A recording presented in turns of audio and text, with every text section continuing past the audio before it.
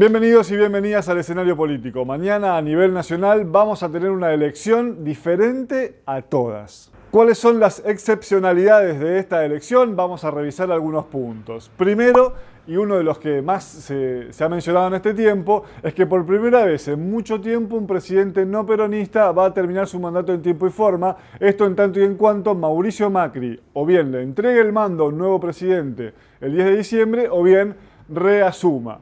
Hay una discusión respecto de cuál fue el último presidente o cuándo fue la última vez que esto sucedió.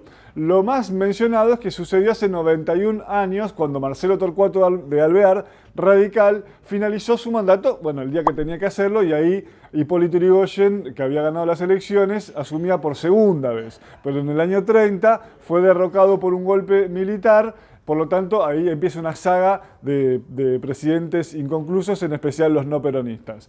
Hay quienes creen que Marcelo Alvear fue el último, otros sostienen que fue Agustín Pedro Justo, que gobernó del 32 al 38. La discusión ahí tiene que ver con que en el 32, en esas elecciones, el irigoyenismo estaba proscripto en la Argentina. Por lo tanto, hay quienes no consideran como válida esa referencia. Pero a su vez, hay otros que dicen, si no tomamos como válido lo de Agustín Pedro Justo, que finalizó en el 38, tampoco deberíamos tomar a los presidentes radicales Arturo Frondizi y Arturo Umberto Illia, que gobernaron del 58 al 62 y del 62 al 66. ¿Por qué? Porque el que estaba proscripto era el peronismo. Entonces, si no vale Justo, tampoco deberíamos tomar esos presidentes. Bueno, pero más allá de esa discusión, lo cierto es que hace mucho tiempo, tomen la referencia que quieran, hace mucho tiempo que un presidente no peronista finaliza su mandato en tiempo y forma. De hecho, en la historia democrática reciente, del 83 para acá, Raúl Alfonsín debió entregar el mando algunos meses antes a Carlos Menem, en medio de una crisis política, social y económica fenomenal, y lo mismo ocurrió con Fernando de la Rúa, que solamente completó 2 años de mandato. Todo indica que Mauricio Macri va a llegar, pese a que hay algunas especulaciones que dicen que si este domingo, mañana, Alberto Fernández saca una distancia más larga todavía que la que tuvo en las elecciones primarias, a partir del lunes y los días siguientes en Argentina podría sobrevenir una nueva crisis muy fuerte, igual o peor de la que sucedió en agosto, después del resultado de las primarias, y quizás algunas voces empiecen a pedir el adelantamiento del mando, que esos 30 y pico días que hay entre las elecciones y el final del mandato, bueno, algunos quizás lo pidan que se acorte, y ahí nos podemos preguntar a quién no le conviene eso, quién saldría peor parado en esa circunstancia, el presidente Macri o el peronismo alimentando el mito de que impide a los presidentes de otras fuerzas políticas cumplir hasta el último día de su gestión.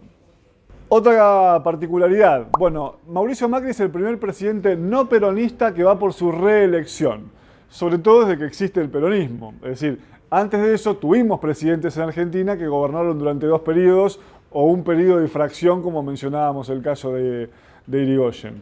Pero desde que existe la posibilidad de reelección consecutiva, ningún no peronista logró hacerlo. Dijimos el caso de Alfonsín, que bueno, a mí no había reelección además, ¿no? Pero Alfonsín ni siquiera llegó al final de su mandato, tampoco lo hizo de la Rúa. Es la primera vez que llega un presidente no peronista con chances, en este caso uno podrá decir solo matemáticas, pero bueno, hasta agosto decíamos con chances de poder acceder a un nuevo mandato. ¿Quiénes fueron reelectos en forma consecutiva en la historia argentina? Primero Juan Domingo Perón en el año 52, gobernó del 46 al 52, reeligió y bueno, en el 55 vino el golpe militar de la Revolución Libertadora. Se presentó Carlos Menem después de la reforma constitucional del año 94, gobernó del 89 al 95 y obtuvo 4 años más de gobierno. Y se presentó Cristina Fernández de Kirchner en el 2011 y después gobernó 4 años. O sea que son 3 presidentes los que fueron reelectos de manera consecutiva. Podríamos agregar, si se quiere, un asterisco y poner un 4 en el año 2007 porque Néstor Kirchner, si bien no se presentó a su reelección, dispuso que lo suceda en la candidatura o que tomara el lugar de su espacio político la candidatura Cristina Fernández de Kirchner en lo que fue una continuidad de gobierno más allá de que el nombre cambió. Otra particularidad de esta elección, y vamos por la tercera, es que Macri es el primer presidente que llega con chances de reelección en medio de un fracaso económico. Es decir, las variables económicas macro generales todos los indicadores le dan negativos al presidente Macri, sin embargo llega con chances mañana de ir a un balotaje y eventualmente a una reelección. Obviamente que hay una discusión con la matemática electoral si puede Macri o no acceder a esa instancia, pero al menos, como mínimo, hasta el 10-11 de agosto, podríamos decir que Macri, pese a las dificultades económicas, estaba seriamente en carrera para volver a ser presidente. Eso no sucedió nunca en la historia argentina, de hecho es un caso para estudiar casi en otras latitudes, en otros países. Es muy raro que un presidente en un país tan volátil como el nuestro, que haya tenido una gestión económica donde los resultados no fueron los esperados, haya llegado con un respaldo popular que, más allá de que le alcance o no para ser presidente de nuevo, supongamos que no, va a tener como mínimo, según las proyecciones lógicas, como mínimo un tercio del electorado en su favor. Y vamos a la última particularidad, y esto sí que es algo inédito en la historia argentina. Es la primera vez que se enfrentan en una elección libre dos gobiernos probados. ¿Esto qué quiere decir? Mauricio Macri está gestionando y aspira a un mandato más.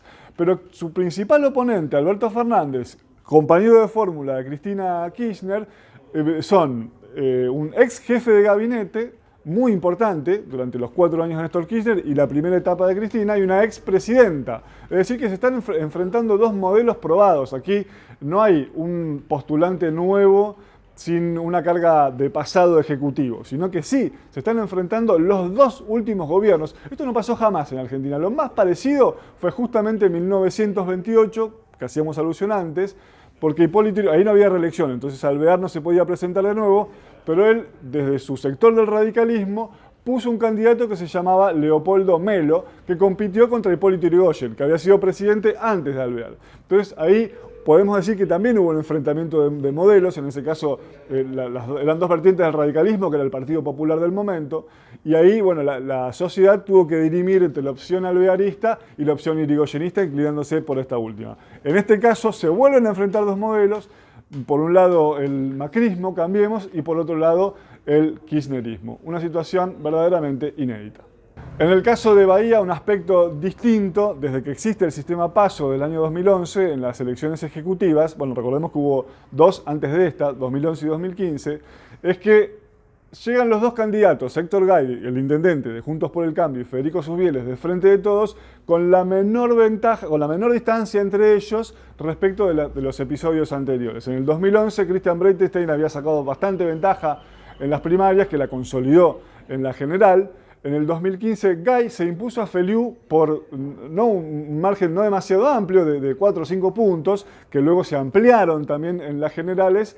Y en este caso, la ventaja de las PASO de Gay respecto de Susbieles es menor a 3 puntos. Es decir, es la elección, si se lo mira numéricamente, más pareja de todas. Por supuesto que todas las elecciones son distintas porque las circunstancias siempre son diferentes. Bueno, mañana los bahienses y todos los argentinos tendremos la posibilidad de ir una vez más a las urnas, a elegir a nuestros representantes, y en un próximo escenario político ya vamos a analizar directamente los resultados. Nos encontramos el próximo sábado.